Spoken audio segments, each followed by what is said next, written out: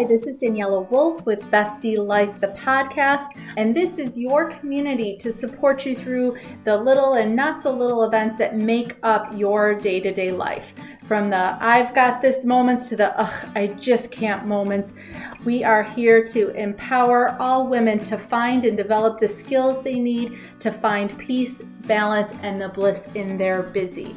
Through solo episodes as well as interviews with amazing women who share their journey and their story and how it works for you.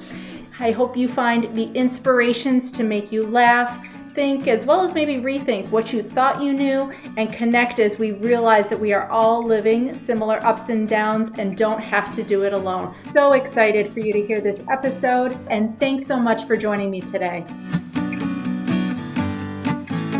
Hi, this is Daniela with Bestie Life, the podcast. And today I am so excited for you to meet Tracy Pleschourt. She is the founder of Self-Made You, the letter U, and co-host of the Tracy and Gracie Becoming Podcast. She's a certified life coach who helps men and women learn how to think as opposed to what to think in order to achieve their goals and overcome obstacles in their life. And the way she says, most people really have always been spent learning what to think. Only then, you're tested on how you can memorize things and spit back what somebody else has told you.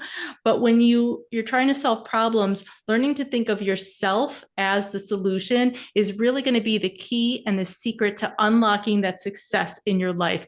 And I know we're going to dive into all of this and everything, Tracy. So I'm so excited to have you today. Thanks so much for joining us.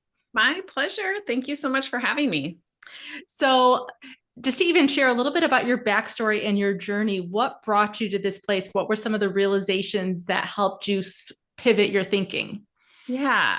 Well, I did not come into life coaching in any sort of traditional way. I actually came by the means of advertising. I spent 20 years in the advertising industry, always kind of felt like I was an entrepreneur trying to fit into an employee's body. Mm-hmm. And so at one point, I made the big, bold decision to really go out on my own and become an entrepreneur and do something that I loved even more than what I was doing in the advertising field. And that is mentoring people and inspiring people and helping people really live their best life. And so Self-Made You was truly birthed from that deep desire to help people thrive.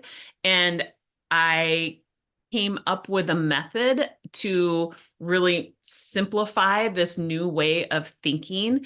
And I came up with that method basically because I had to serve a need that I personally had. I was struggling with overeating and overdrinking at the time. And I needed to figure out, what is the root cause of this? What is the source? So that I'm not sitting here band-aiding all of the symptoms. And instead, I'm spending my time really trying to reverse architect, understand myself better so that I can fix it once and for all. And so that was quite the process. But once I came up with it and really used it on myself, I always say I'm a student of my own work, and that is ongoing. That is not something that's like one and done. Every single day, coach myself. I ask myself, what is it that I want and why do I want it? And that really kicks off a successful day, whether I'm, going after a big goal or trying to overcome an obstacle. I use the same method every single day. And it has helped me along with hundreds, if not thousands of clients. And so I am always very grateful to be invited onto podcasts and be able to share this method with your listeners. No, and I love it because even though we have different frameworks for far as what we're helping people with, they both come back to the same place, which is our mindset and the way we think. Because I know with me, so many times people try and just plunk in the action, like you said, you just try and address that end part without coming backwards to, well, what are the thoughts behind it? What is that cause behind it?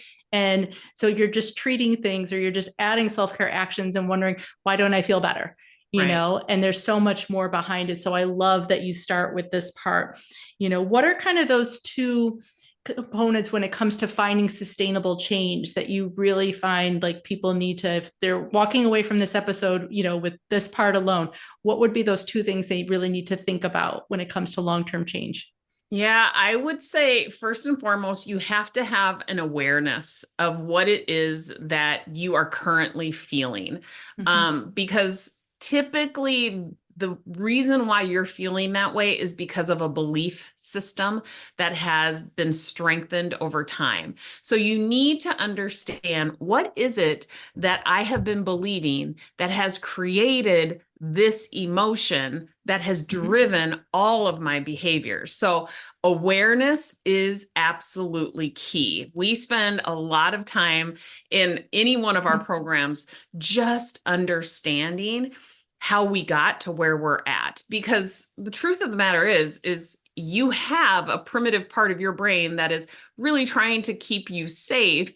And it's the strongest part of your brain because it's the most often used part of your brain. It's like, just like if you were lifting up a grocery bag always with your right arm, that is going to be the stronger of the two arms. And so I like to teach a little bit of neuroscience, but first and foremost, it's truly having that awareness of how you got to where you're currently at. And I'll just cut to the chase. You got to where you're at because of the way you've been thinking and how that thinking has evolved into emotions, vibrations that drive your behaviors, period. So it's all about the awareness of what it is that you're currently feeling. And then secondly, I would say what those feelings are leading to, what kind of behaviors are those feelings driving. And then also, I would also add, asking yourself,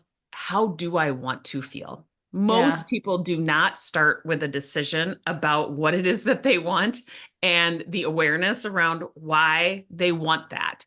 And so, starting with the decision is like so important. Yeah, no, I always use like a GPS analogy for something like that as well. It's like you can get in your car and drive, but unless you tell the GPS where you're going to go, as well as where you're starting from, those two key points are critical when it comes to then the steps and the directions in between. Exactly. So when you help clients, you have a formula that you use. It's called SELF, correct? Yeah. So can you share a little bit more about what this framework is and how it helps people? Yeah, so it really is, there's kind of a duality to it. So what my promise is that when you learn to think this way, when you learn to use this formula to think differently, you will create more trust in yourself. You will become more self-reliant. You'll stop looking for all of the solutions outside of yourself. You'll stop thinking of yourself as the problem and you'll start thinking of yourself as the solution. So it only makes sense that we use SELF as the acronym for people to use, to remember. And the S is, again, starting with a decision. What is it that you want and why do you want it? And that has unlimited applications. You can ask yourself, you can make a decision under any circumstance. So I don't care if you are driving to the grocery store, you can still ask yourself, what is it that I want and why do I want it? Do I want to feel calm? Do I want to achieve, this list in the next 30 minutes, be back home within 30 minutes? Like, having an intention is really, really important. And so you start with that decision. What is it that I want? Why do I want it? The E is eliminating self-sabotage.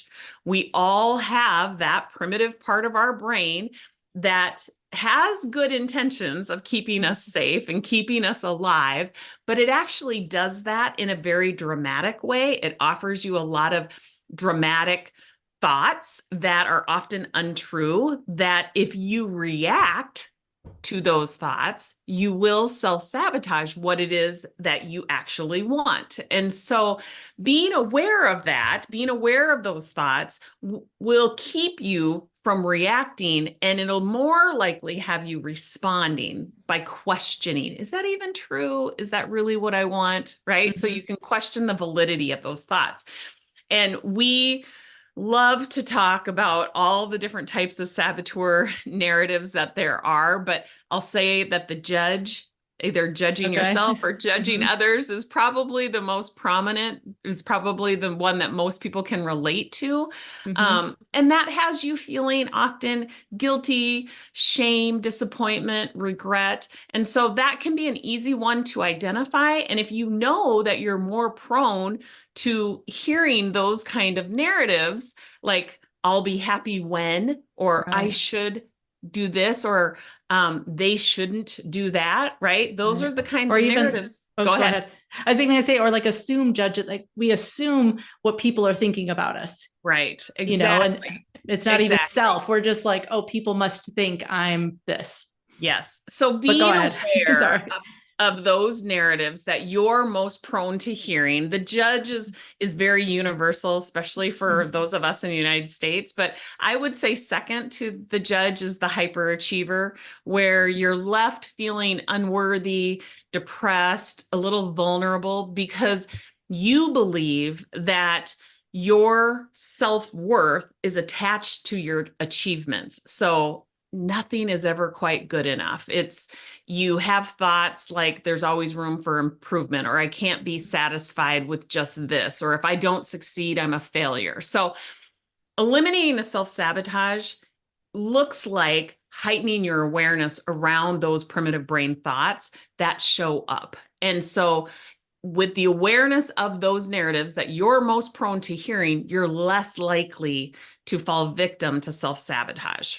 So we want to eliminate the self-sabotage by heightening our awareness around those narratives that you're most likely to hear. The L is leveraging your prodigy brain strength. So we've talked a lot about the primitive part of your brain. The other half is the prodigy part of your brain. And it's technically called your prefrontal cortex. And it is the more extraordinary part of your brain. And it has the ability to respond. It can actually be the watcher of the thoughts that you're having, which is quite interesting. So that prodigy part of your brain, or the prefrontal cortex, it has the ability to question the thoughts. It is strengthened with practice. It has the ability to tap into strengths like empathy and discovery and innovation. So this is the part of your brain that allows you to make decisions ahead of time. Instead of having these knee-jerk reactions, you can respond, and you can avoid decision fatigue and self-sabotage by making decisions ahead of time when emotions are low and intellect is high. So using your prodigy brain, having a heightened sense of awareness that you even have a prodigy brain, is going to help you tap into empathy and discovery and innovation. So leveraging those kinds of strengths are going to get you what it is that you want. And then finally, finish with a decision. So this 4-step system or formula is so easy. Step 1 and 4 are the exact same, but this time you're going to finish with a decision. You're going to ask yourself, what is the next step I can take that is so easy, it's hard not to do? Right. Like your primitive brain wants to tell you it has to be hard. We have to go from 0 to 60 in, 3 seconds flat. How about we take incremental baby steps that, when compounded, makes progress towards what it is that we want? And so we just ask ourselves, what is the next best step that's so easy it's hard not to do? And when you ask yourself that question and it follows those other 3 steps, you can't help but make progress towards what it is that you decided you wanted in step 1. So that's the process. I like to think of it as kind of a cycle, like it's a never-ending cycle, because 1 and 4 are the exact same step. So you just continue to use this. It doesn't have to be complex. You don't have to use it in any sort of revolutionary type goals. It can be something so simple that you can apply it to. And I actually encourage people to use this in the more insignificant like circumstances so they can really get a feel for what it's like to use it. Yeah, no, and I love the simplicity of it. I mean, oh my gosh, if you were listening, I don't know about you, but I have to re-listen to it and take a bunch of notes because that was just amazing. Thank you so much, Tracy, for sharing that formula with us. And I can see how, like you said, even the most simplistic, like I was thinking of sometimes you go to those restaurants and there's like a quadruple fold menu of so many choices, and probably even applying it to something as simple and like you said, insignificant as that can help you strengthen the muscle where it might feel like an effort and there's more intention behind it until it becomes more automated. Yeah, that is such a great example. Yeah, that's exactly it. Because you can sit and stare at a menu for, 10 minutes and being like, oh, I just don't know. And you have all of this like decision fatigue. But if you just stop for a second, you ask yourself, what is it that I actually want? Why do I want it? Like, maybe I'm looking for a salad because I haven't had any vegetables today. It can be that simple, right? But if you don't ask yourself that question, you skip right over it and you just kind of find yourself swirling. It's like you feel almost like you're in this spin that you can't get out of. And it's so simple to just slow down and ask yourself that question. What is it that I want and why do I want it? Right. And I use the same technique a little bit with boundaries. I tell people start with the easy no's, the most insignificant thing that it doesn't feel hard to say no to, because then when you need to do the bigger no, it won't feel like as big a jump. And I'm sure it's the same for the decision part. Like start with something simple. Do you want your coffee with oat milk or almond milk? Right.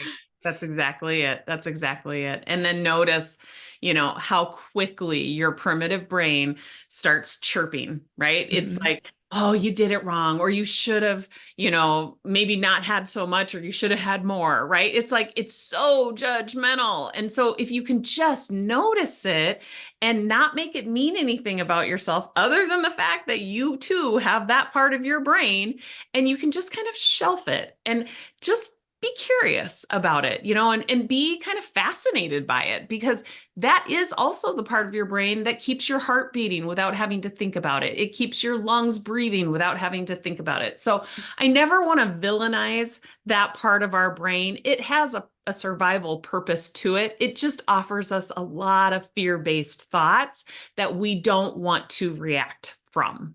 Right. And then as you start to use this and get more comfortable, how do you implement it to be more intentional, say, as planning like on a weekly basis or for like bigger goals? Yeah. So we have a workbook that you can buy on Amazon, and it's called Morning Mastery. And basically, it's a day planner, but it's going to hold your hand through using a day planner in a very unique way. Most people think of their day planner as the place where they write where they're supposed to be and when. And our day planner puts the emphasis not on where you're supposed to be and when, but how you want to be feeling when you get there. And we ask you to make a decision ahead of time about what you would have to be believing to feel the way that you have decided you want to feel.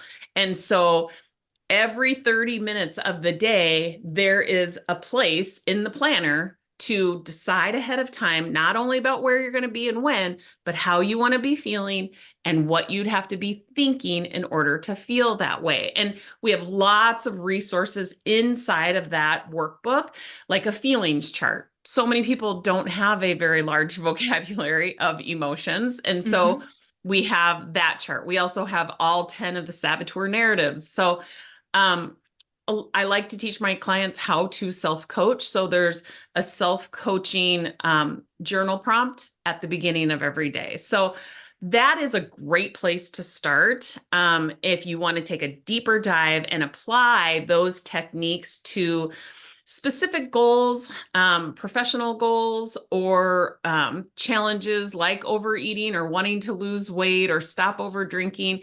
We have morning mastery programs specific to those audiences as well. So there are lots of ways to incorporate the self-trust and the formula that we teach. And we even have free resources. So we have what we call Free Coaching Friday, where this is all we do. We apply this framework to anybody who wants to come and get coached, or just watch people get coached and see the framework in action. That's awesome. And all your links are definitely going to be live in the show notes below and everything. So how do you, just curiously, do you see like this show up, say, in a regular basis? Or like, are there habits that you have integrated that you use on a daily basis that have helped you sustain this over time? Yes. I think a lot of times people start these and then it's like, they don't know how to maintain them.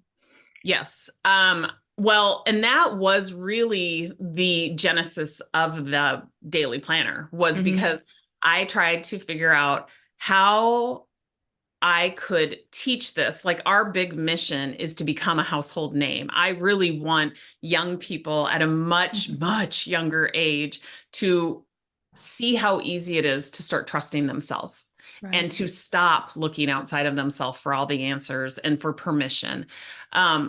So I really sat back and thought about, what is the one overarching universal circumstance that everybody has? And I'm like, everybody has a day. And so I decided to incorporate this methodology into a day planner so that you could use a circumstance that's not, super triggering, to really get a grip and feel comfortable with, like, almost making it part of your DNA. It is so ingrained into my daily routine. It takes me a half an hour every single day. So that's why we call it Morning Mastery. And I've made all of my decisions ahead of time. And the most important part of those decisions is how I want to feel. And when you start stacking days upon days upon days, before you know it, you have a lifetime where you are looking back and you're like, whoa, I can't believe what I have achieved. I can't believe how much I have created for myself. I can't believe how in control of my life I feel. So the answer is committing to self-coaching and making decisions ahead of time every single day. You can't help it when the book is staring you in the face, but now it's like, I'm more attached to that than I am my phone or my online calendar, because it has some very, very important, critically important information that I decided. And so, I reference it hundreds of times throughout the day. And there's more to the workbook than just the daily planner. So there's other components that I'm often referencing as well. But yeah, that's how I have been able to kind of fold this into my life and really make it a habit. And I've learned how to trust myself.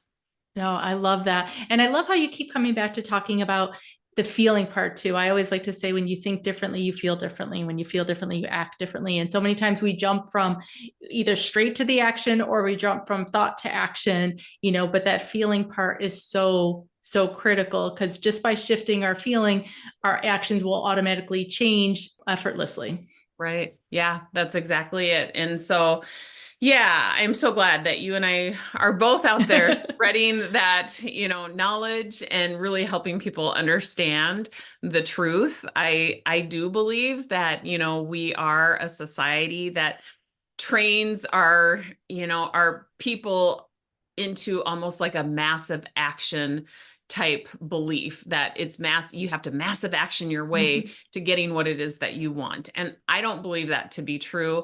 And I think if you are always skipping to the actions, you're probably going to live a less satisfying life.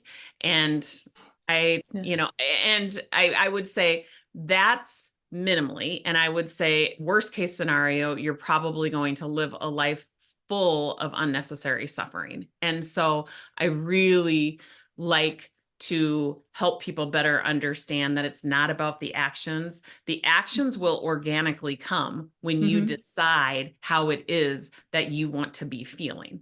Yes, so absolutely. The people that tell me I want to lose weight to be happy so I can be happy, well, happiness is available to you right now. And if you can learn how to generate happiness, you'll lose weight because the behaviors will follow. Right. No, absolutely. And one of the other things I always love to talk about with my guests is gratitude, because I always think that's an underutilized form of self-care as well. And so what would you say are like the 2 or 3 things you're the most grateful for? Oh my gosh. My daughter is my business partner. And so it's been such a joy being able to watch her graduate from college and Mhm. really pursue her dream in coaching and impacting other people's lives. And I had this business established, but like incorporating her into it has really made this business something that I could have never imagined. Mhm. And I get the front row seat to watch her thrive in this business. I'm so grateful for that.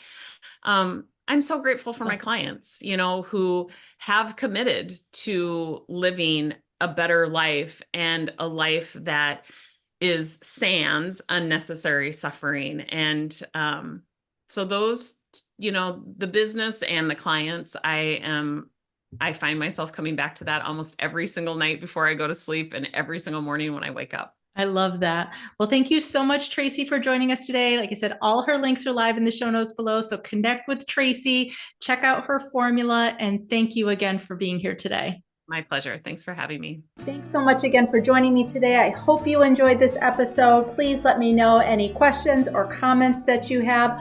Also, if you can please leave an Apple 5-star review so that this episode can be shared with more women. There's 2 quotes that I love. Alone we may be strong, but together we are stronger, as well as when women support each other, incredible things happen. So let's be stronger and incredible together, as well as maybe just have some fun along the way. Thanks so much and talk to you soon. Bye.